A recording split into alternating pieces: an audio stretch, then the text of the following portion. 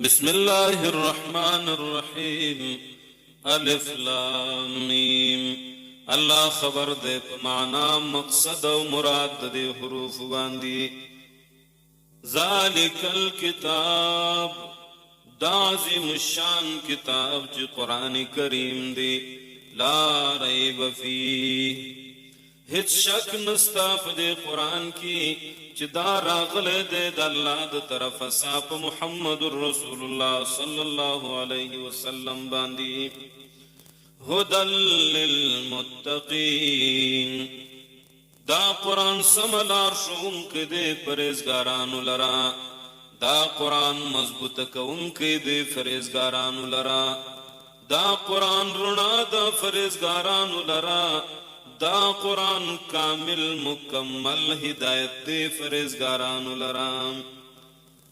الذین یؤمنون بالغیب فرزگاران حق کسان دی یؤمنون بالغیب چی یقین کئی پا پٹو شانو باندی چی پٹ دی دستر گسا لکا فرشتی قیامت جہنم جنت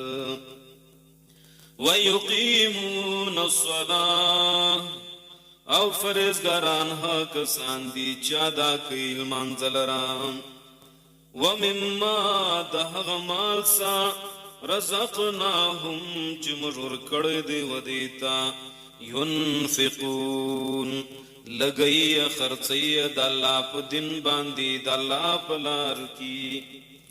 وَالَّذِينَ او فرزگاران حق ساندی یؤمنون چی کامل یقین کی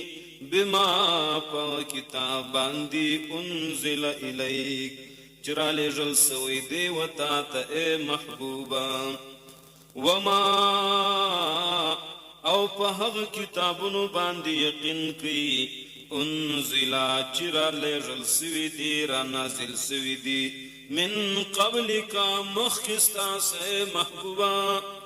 وبالآخرة او فرز داخرت باندی هم خاص دی یوقنون یقین کی اولئک علی ہدم من ربهم دغ صفتن والا خلق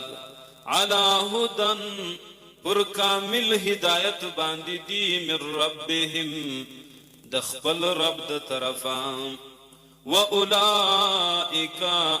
او دغ صفتن والا هم المفلحون ہم دی پورا کامیابا فاخرت کی ان الذین کفروا یقینا حق سانچ انکار کڑے دے د قرآن ساد عناد او د ضد پوجبان دی سواء علیہم برابر خبر د پردی باندی اانذرتهم کو بیرت دید اللہ دا عذابسا ام لم تنذرهم کن بیرت دید اللہ دا عذابسا لا یؤمنون دی ایمان نراوڑی ایمان زک نراوڑی ختم اللہ مہر وحل دے اللہ علا قلوبهم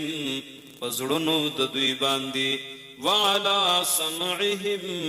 او مہر وحلے دے اللہ پر غجنو ددوی باندی وعلا ابصارهم